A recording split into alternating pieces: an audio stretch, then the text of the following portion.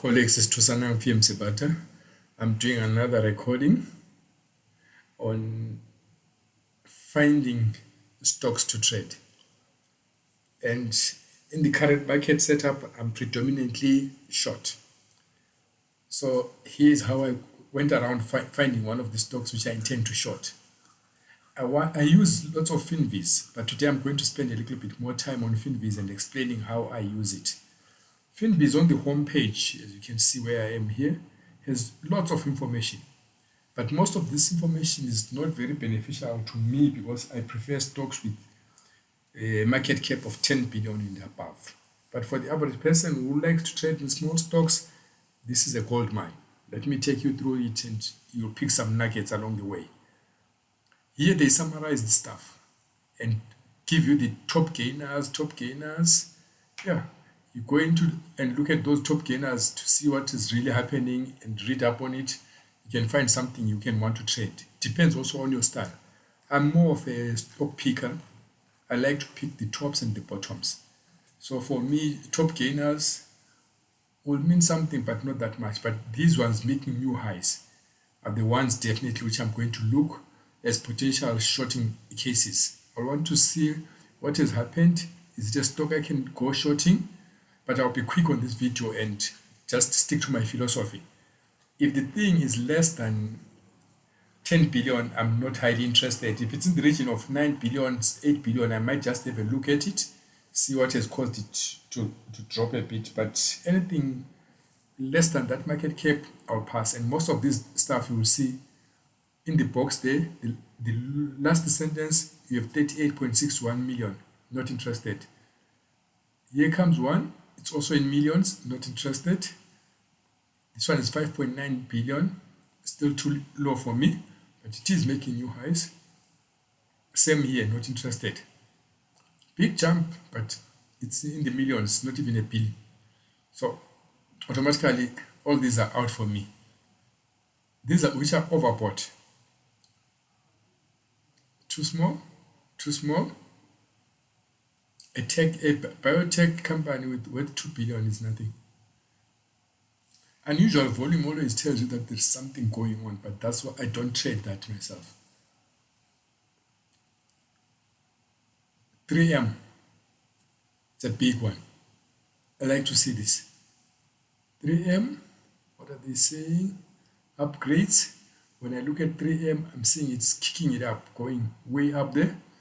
Something is happening with 3M, but I recently looked at 3M. I'm not interested. I'd rather go with the HON, its competitor, but yeah, that's another discussion. TRT, not interested. Quickly go to the other side. Top losers, also most of this stuff is just baby stuff. They're too small, way small.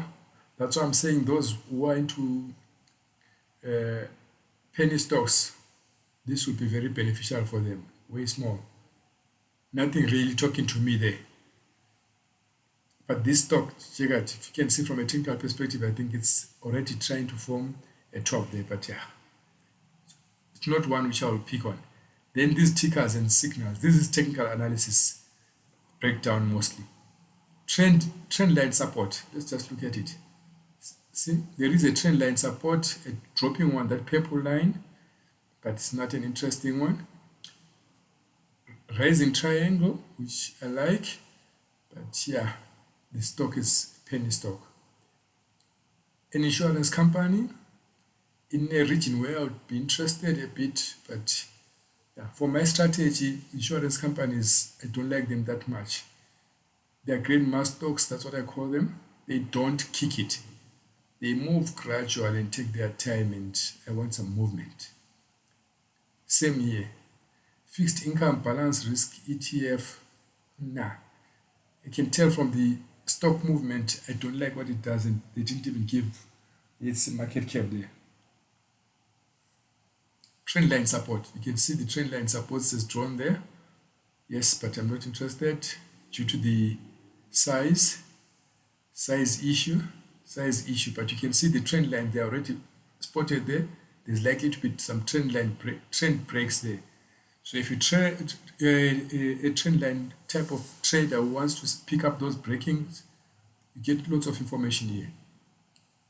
Horizontal resistance, potential SR horizontal resistance there, sitting at around 27 there, but it's a 2 billion property stock. I'm not in it. Horizontal resistance coming in at 96 there. It's a gas stock, small. This is called ETF. It has resistance there coming just above 26. Tempting, but I will not be playing there. Big break on this one. It's another ETF, and we expect some resistance just below 46.5 there. Owen Corning, never liked it. This is a biggie.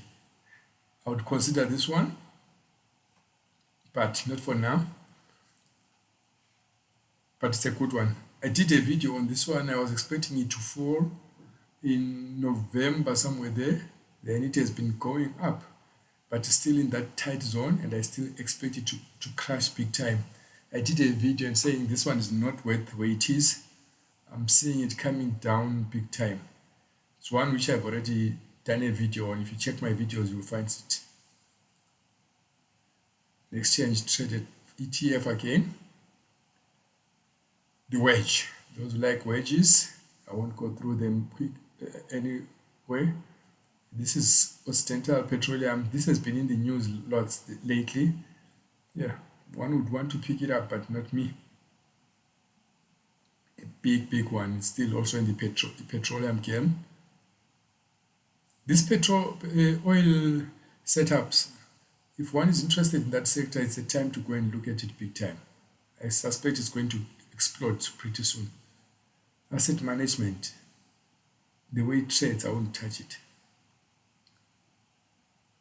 Oil and gas, we're back again, as I'm saying that there's lots of happenings in the oil and gas where that critical point where something's gonna give.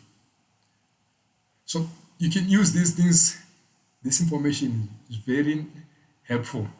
And let me just skip all that stuff and come here. When I was looking at this over the weekend, on these multiple tops, we had MLF. So I'll just go there. I had MLM, sorry, not F. Over the weekend, here are the multiple tops, they had picked for me. Well, once I saw this, I wanted to understand what's going on in this sector, because I saw this is something I might be interesting, triple top, and definitely from a technical perspective, I'm thinking this is the topping zone, and I like the year to date, it has gained about almost 60%. So if it needs to fall, it's likely something to drop to this region of 250 where that horizontal resistance is. So it will be a good trade. And looking at it, so that its ROE is not that great. I mean, it's not a heavy activity type of stock. There's not much really happening, but it's in the right zone. So I said, let me look at the sector and find out if I can find something within that sector which can interest me. And this was what's pulling through. If you do the search using the market cap, you get that, and automatically I realize that there's only 3 stocks for me to look at. And I put in my filters.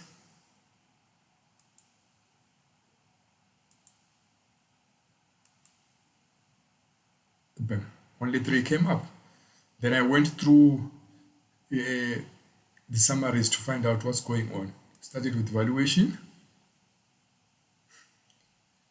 Notice that the valuations are not telling me that much. The PE is roughly there, but MAS PE is way low compared to the other ones.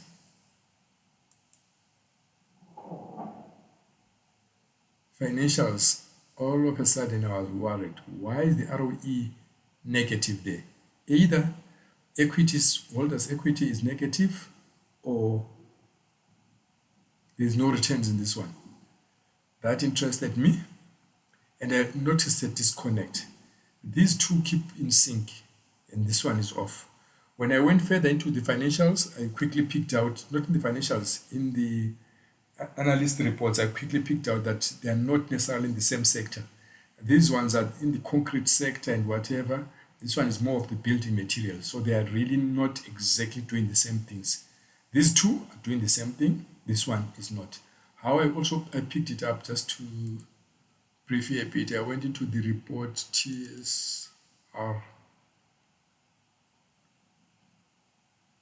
for Masco, and what I was looking for was to find them as competitors, those other three, but none of them is here. None of these ones are here. Then I looked at it closely. What is this one actually doing? It's got designs, manufactures, and distributes home improvements and building products worldwide. Then I said, let me see what the others are doing. There is MLM. It's a natural resource-based building materials company, supplies aggregates, heavy building materials to the construction industry in the United States. Said, okay, that sounds real different from the other one. Then I looked at VMC also. Produces and supplies construction material primarily in the United States. The company operates through 4 segments: aggregates, asphalt, concrete, and calcium. Completely different from that one. So I now understood why the financials were this different. And these ones were not giving me that much interest when I dig into them. But let's just quickly go to ownership. Insider transactions. All of them have been, the insiders have been selling, but this one is way pronounced, almost 30%. And also it has institutional ownership of about 95%. I like the institutional ownership because I understand how institute investors work and how they perform. And I can trade against them with ease because I'm a small guy, but I trade in their space. So I like to find this ownership very high. Then when I got that, I went into performance. In performance, I also quickly noticed that monthly, quarterly, half year, Masco has been doing great. So it has had a good run. If it has a chance of falling, this will be it. It has had a good run, but we want to find out why it will need to fall. Technically, also, it's been doing great. Then I decided I was zeroing in on Masco. Remember, from the screens, I'd seen MLM, but now I ended up with Masco, but still in the general building materials. So you can go digging, something can lead you into another hole, but end up somewhere. Then I looked at their financials. Notice the debt to equity was meaningless, but that was negative. Automatically, I knew something was fishy there. Then I noticed the PE is way below the S&P 500. Just to go and show that one. The PE, average PE for S&P is about 24 now. These ones are on 19. So I knew this PE is not expected to outperform the market. Then the debt issue, I would have to dig and find out what's cooking there. Sales for the past 5 years has been doing 4.3. Once I start showing you my evaluation, you'll notice that the average in this industry is way higher than this. So their sales have not been that great, but they've been performing better than the average. Something is disconnected, and I like these stories where I find a movie and the characters and something not clicking in, but the market is giving them, is rewarding them, and I'm seeing some conflicting stories along the way. I like to find that plot and dig into the story. So transaction insiders You pick that, and I think I missed it on the first page, but I'll go back to it. I usually scroll down. When I'm done with this top part, I'll scroll down, but I want to show you something about these insider transactions immediately. Here's insider trading. Just look at this column, transactions. What have the insiders been doing? Sell, sell, and who's selling? I'm talking big guys. The VP and CFO. Is the vice president and CFO. He has sold. This thing cost him 45.9. That I don't think this is actual cost. I think it's what he sold it at. No. It might be cost because some of these numbers are way low. But yeah, December 5. Let me just go to the chart quickly and figure out where December 5 was. Yeah, it's not the actual cost, it's the selling price. So this guy was selling it around 46. Yes, around 46. That's where he was selling. They've been selling. Vice President, General Counsel, and Secretary is also selling. Directors, Group President, what? All of them are sell. You have no buy insight from the insiders. All the insiders have been doing what? Selling. The options exercise, I don't know. You have to dig a little bit better. But all the insiders, what are they doing? Selling. Selling. You don't want to be the buyer here when the insiders are actually selling. We've talked about the institutional owners. Return on assets is very low, but they don't have that much, man. It's just inventory. Return on equity, I will explain this one when I do my evaluations later. Even raw. And these are funny because it depends how they are calculated. Gross margin is fine, operating margin is fine, but remember, these guys have not been growing their sales that much for the past 5 years. The market, the analysts that have a target price of about 51.92, which is slightly above where we are trading. 52-week high. They're making new highs, so that's why this thing is positive. We are 77% off the lows. Yeah, so they've been doing wonderful. Year to date, 63%. If you had picked this one at the beginning of the year, you'll be sitting pretty. Then once I got this, I went into, let me just go back one step because I missed explaining the insider traders on the home page. On the home page, if you scroll down, you'll find here also, they talk about latest insider traders. And if you look at these ones now, for today, because this is live, you can see the guys at Coca-Cola, they are selling. One exercised options is the same person. He exercised these options and sold. So you know, if you want to look at Coke and you see the insiders doing this, take a closer look. You can see that Coca-Cola's chart there is almost showing a candle setup of a topping formation. But that's where you pick it here. And it's not very detailed here. It's just summarizing. But once you get to your stock you want to trade, and you go down, you scroll down from this page, you'll find these details about the insider traders. And also read, but don't be badly influenced. Do some critical reading of the stories which people post about this company which you want. You'll get a lot of insight as to why it's going the way it's going. Once I'd got this, I went into the financials now to do an intrinsic evaluation.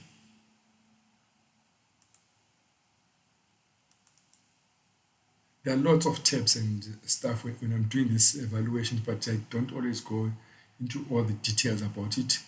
Sometimes I attach my analysis for some to have a look and understand. But I won't go into the details of inputs, but save it to see that the book value of equity is negative. From the last 10K, the current one, the trailing 12 months is also negative. That's why we had that negative return on equity.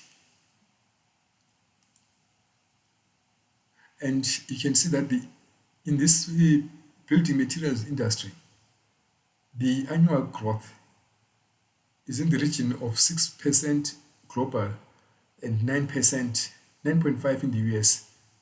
But this company has been clocking well about 4%. It's what these guys had it on for the past 5 years. And quarter to quarter, it's been 2.3. And when I did my evaluations, I gave them 2.3 for the coming 2 years and 3% for the coming 3 to 5 years.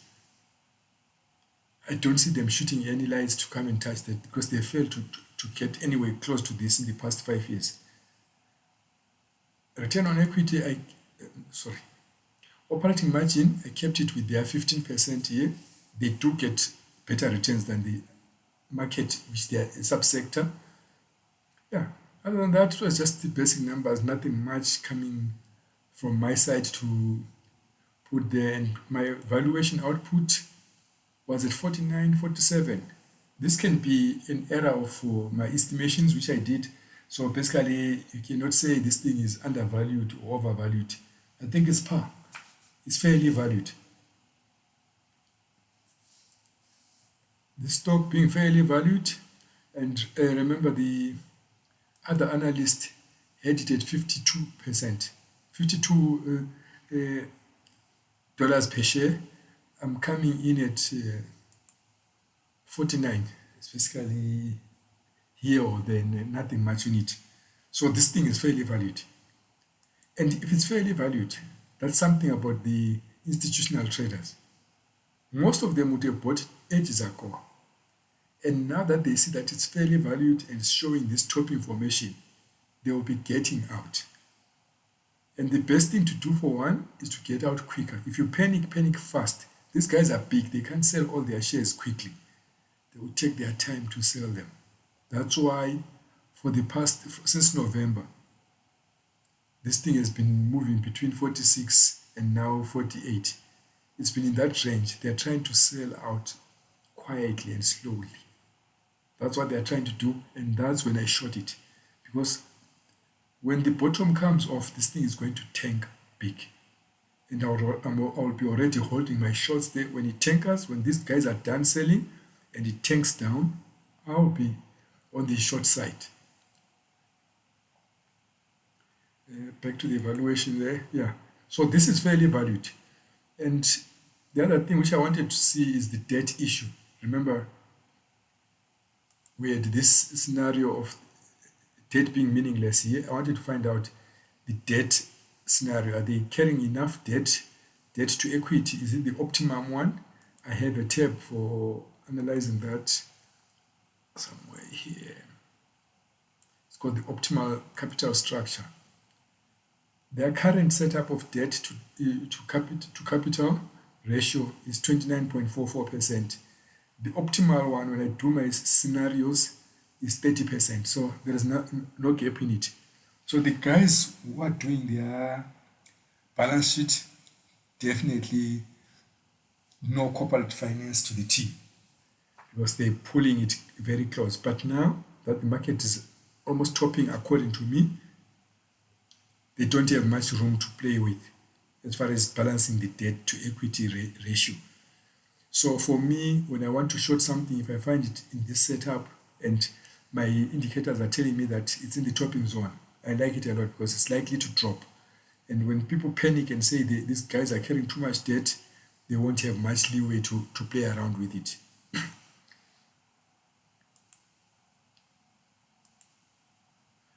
And these guys have been buying lots and lots of their own shares. The accounting ratios, the ROE, ROI, return on investment, I've got them at 39, and mine is doing it slightly different, but yeah, that's what I've got them at, and mine are 77 because they have negative book value there. When you remove non-cash ROE, you get to 50%. So yeah, they're doing great returns. They understand corporate finance, but is this sustainable? That's the other difference. And also, if I tweak some of these inputs, because here I'm using that, one can pause the video and read there. When the assumption is yes, I mean that I'm not putting anything for capital, for goodwill. But if I go no and return all that goodwill and go no here and give them 20% of the cash, the calculations changes. Now I'm on 21 and now I'm minus 700 return on equity, which is something almost close to what they were showing there. But yeah, those are some of the gimmicks which you have to understand if somebody's doing this and you don't know what inputs they are using and how they are using them. You can get some crazy results, but they're making good return on investment. But I think their good days are over. That's my analysis on. That's the evaluation on this company, MAS, Masco. I think they are fairly valued, but it's time for them to crash. You can see they've been making tops there. Then what I'll go up to next is now the technicals. On the technicals, I'll come here. This is the weekly chart. Just to rewind a bit, I'll highlight a few things. Where I'm pointing here, all these lines here, they are all grouped to the top there. And there was it. Even the candlestick formations there were telling us this is the topping zone.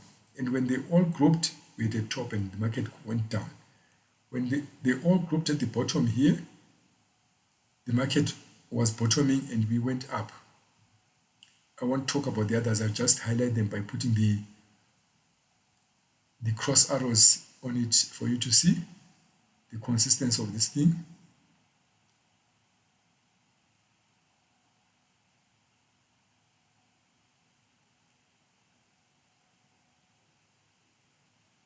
And now they are almost all grouped except one there, and I'm expecting it to crash. What has the market done since this top?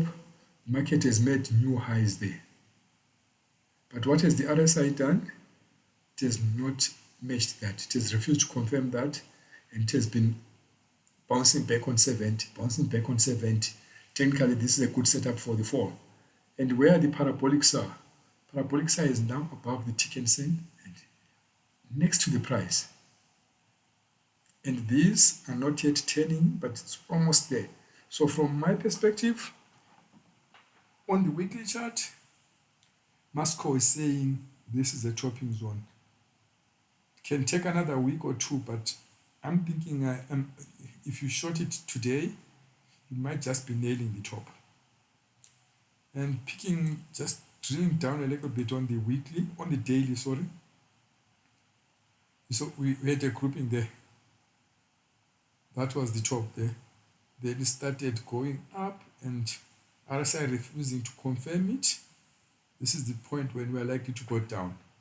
The triple tops there, but all of them unconfirmed by RSI. It's an unstable market and it's a top zone.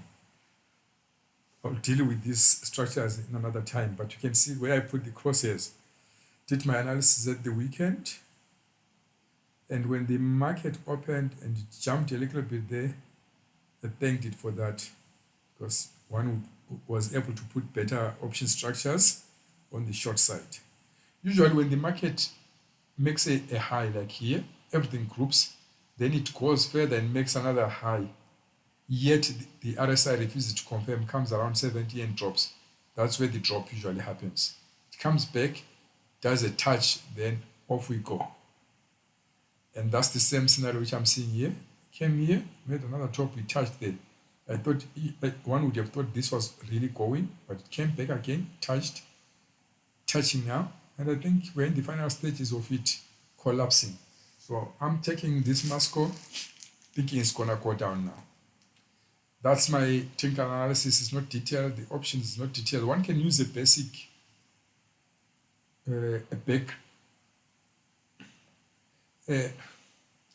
a put back ratio to play with this one, or you can use diagonals ones where the time you're using different expiry time zones for that, and come up with some crazy good stuff there.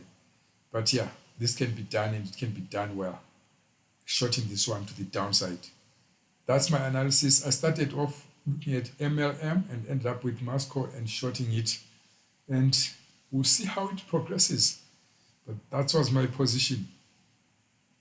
So today, I just wanted to spend a little bit more time to summarize, spend more time looking at this page, the home page of FinViz, and what it can tell you and how you can work with it. Also, I did not mention about the earnings releases. It tells you about the earnings releases so that those who want to trade earnings can play some games there. It talks about the top insider tradings there. I've spent a lot of time on that one. Yeah. So it has lots of information, this page, if one chooses to use it.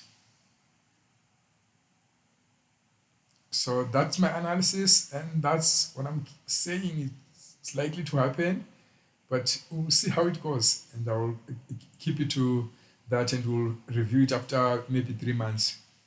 But I strongly believe I've nailed the top on this Masco. This should be a top. I thank you, colleagues. It's 2 PM Sebata. Bye bye.